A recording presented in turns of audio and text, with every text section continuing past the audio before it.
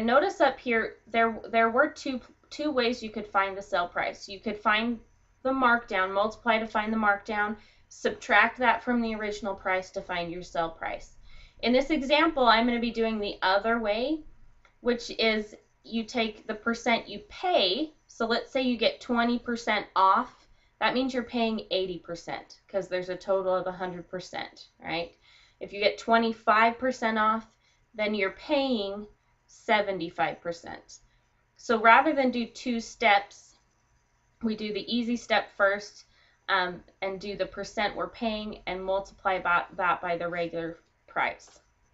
Okay, so let's take a look here. The regular selling price of a computer desk is $245.99. The markdown rate is 30%. What is the sale price? So for this first one, I'll show you both ways to do it, and you can choose in the future how you would like to do it. But this second way is much faster.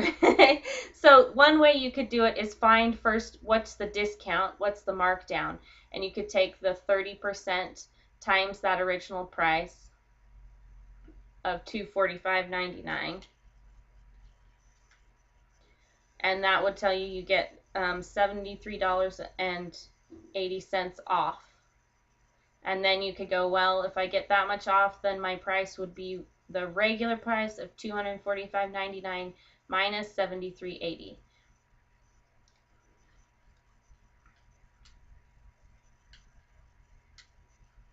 Okay, and you would find out that the sale price is $238.19. So that's the two-step method. The formula we have up here is for a single step. You go, okay, if I get 30% off, what percent am I paying? Okay, there's 100%. If you get 30% off, that leaves 70% for you to pay. So instead, I would go, okay, I'm paying 70% of $245.99. What is my price going to be?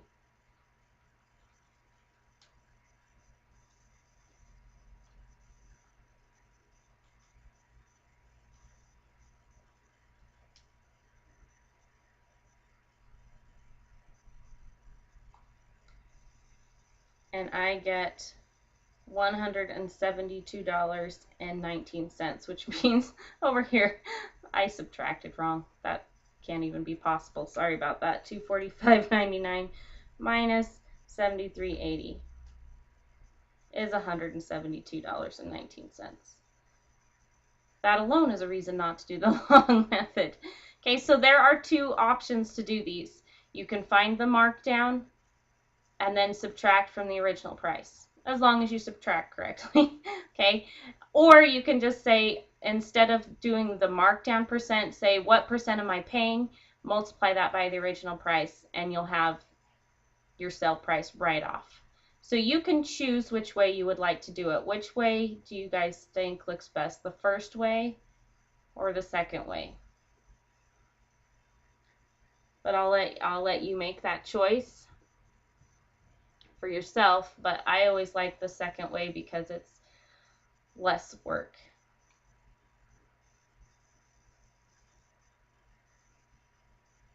And less places to make errors. All right, let's try this one. The regular selling price of a pair of men's jeans is $45.99. The markdown rate is 26%. What is the sale price?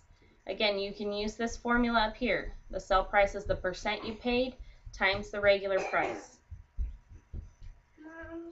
So if it's 26% off, what percent are you paying? I want to watch my movie. My doggy. Okay, yeah, if you, that's okay. If you're doing it that way, that you could do that. But if you want to say, well, I got 26% off of 100%. 100% is a total, right? If you get a total and you test, leaves it 74%. Okay, so we're paying 74%. So instead we would be 0.74 times the regular price of $45.99. And then in one step, we have our answer.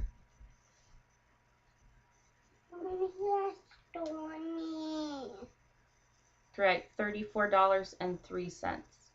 And if you go the other direction, if you do the other method, you will get the same answer. If you do 26% of $45.99 and then subtract that from $45.99, you will get exactly the